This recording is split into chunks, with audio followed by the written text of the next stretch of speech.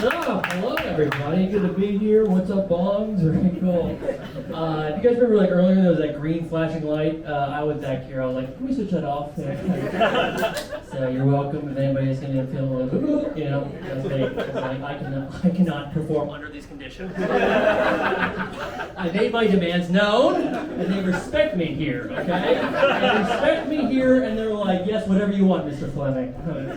That's my father's name. I did come here from Pittsburgh. I drove here, not to brag. I got a Nissan Versa out there, probably didn't tow, so. I drive around a lot during the day. It's like what I do to make ends meet. And I parked in front of these houses recently. They had one of these signs that said, in this house, we believe that science is real. Women have body autonomy, no purse is legal, and on and on. Maybe you guys have seen that sign. Right across the street was a flag that just said, let's go Brandon. It was like one of the few times I felt like really grateful that I don't own a home. I just imagine the vitriol these two neighbors probably have for one another, and I wish they realized how much they had in common. Like, they both live in the same city, okay? They're both Americans. They both got their Amazon packages stolen that day by me. They both had pretty good surveillance systems. So they're both pressing charges. They were just ready to fight, it seems like, man. I saw this bumper sticker that said, if you hit me with my kids in the car, I'll kick your ass till the cops come. That used to say baby on board. Just ready to go. I don't know. It's dangerous. I mean, I heard the story about this kid in Montana. He was 3 years old, and he went wandering in the woods, and he was missing for 3 days, and they found him. He was alive, but he's like a little bit different afterwards. Like, they showed the side-by-side picture, and the after photo, his eyes are bugged out. He's clearly in shock. He looked exactly like Gary Busey. And I actually think that age restrictions should be taken on a case-by-case basis. I think that kid should be allowed to buy cigarettes. Like, I think he should get a smoke break during recess. Kids come up to him, hey Jimmy, you want to go play hide and go seek? I'll tell you a fucking thing or two about hide and go seek, all right?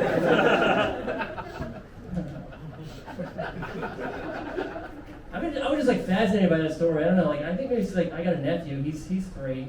My sister's kid, and I just remember my sister being such a dum dum, you know. And I'm thinking that of her. I remember like, growing up, she got her tongue pierced, okay, and she wanted to keep it a secret.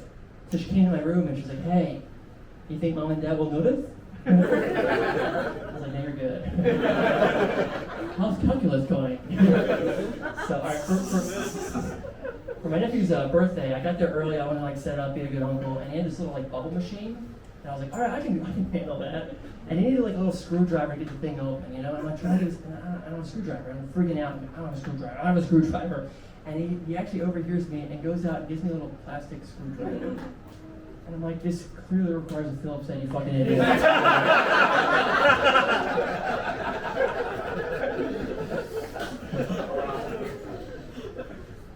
I was visiting them. I was visiting some family and stuff, and I don't know. Like I guess married guys will say this sometimes. They say don't ever get married. That has a whole different connotation when it's coming from your stepdad. It's really just saying don't marry your mother. Like, I feel like I've been dating virgins for years, so I don't get that. It's not the worst thing. It's not like my dad. He was just like, don't have kids. I'm like, thanks, Dad. First time I met my stepdad, though, I've grown to like him. The first time I met him, he was just like shirtless at the kitchen table, right? Which I think that's how you're supposed to meet a stepdad, right? You go down for breakfast, you see some hairy shoulders, and you're like, I guess mother found somebody new.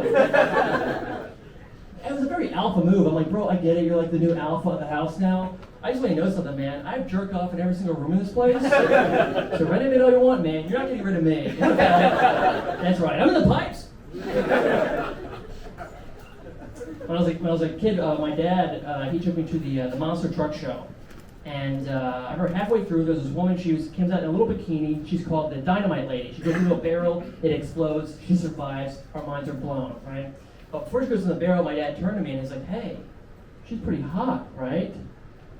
And like looking back, I understand what he was trying to get at, right? But at the time, it just sort of sounded like he was trying to give me like, co-sign an affair. So I was like, yeah, she's pretty hot, but you know who's really hot? Mom. I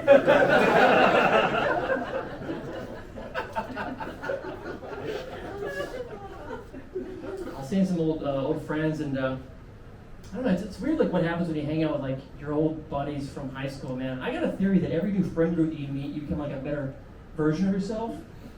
So have you ever been in a situation of a big party and integrating those friend groups is so like stressful, you know? Because one group, they remember your most unevolved level, and then your new group of friends, they don't know who the fuck you are at all. Right? So they'll be talking, and one's like, "Wow, Ron, what a good guy. He helped me with my golf swing. He raised underprivileged children. He helped me move." And your other group is like, "He pissed in my Mountain Dew." What, like a prank? It wasn't a prank, it's a compulsion. They called him Stinky Pea. He was eating asparagus in the back of the bus. That's disgusting. I want to be a monk. You know? Does anybody have like any of those like off the grid fantasies where you just you got one? Do you have what do you have one like in your head? Do you know what it is? What do you want to do? Just want to go to a different country, have my own garden, live off the That's fucking beautiful, man. Yeah. You don't want to do it because she won't let you. She wants to do it too. Oh, that's amazing. What's holding you back? Money, yeah, of course. That's why you should become a monk. I looked into it. You go to a monastery, it's rent free. I was looking into it. I'm like, you know what? People are like, oh, the wisdom. I'm like, no, the savings.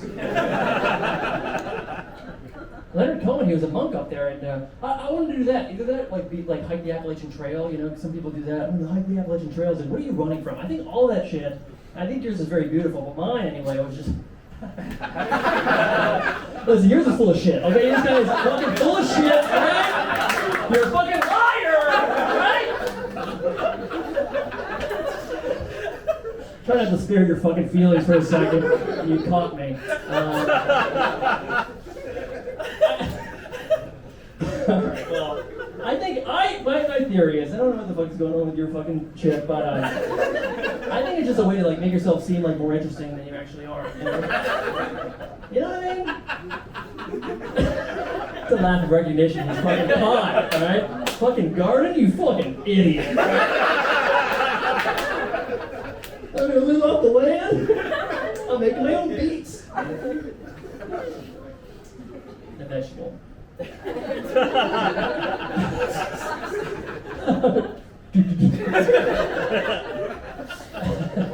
These beats are more interesting because it comes from a foreign land.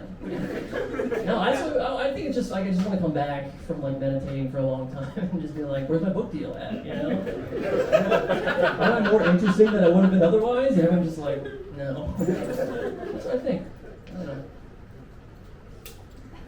Like you're supposed to like go up there and like, you know, meditate for whatever and you get rid of all your desires or whatever, but I think I'm just gonna be up there and be like, this is gonna get me so laid. I'm recently single. And I've been thinking about being a monk, you know. You always talk about how hard it is to like to break up, get dumped, but I actually think it's kind of harder to break up with somebody because you gotta plan the whole thing out, you know. Yeah, before they go to work, it's like you're planning a surprise party. But surprise, you're gonna have to learn to live alone, right? And without the air fryer. It's almost like you're planning a mob hit. The other person's like, oh my god, we're going to my favorite restaurant? We're driving down this long country road? Why are we stopping the car? Why are we stopping the car? Why are we stopping the car? I just got dumped, I guess is what I'm trying to say.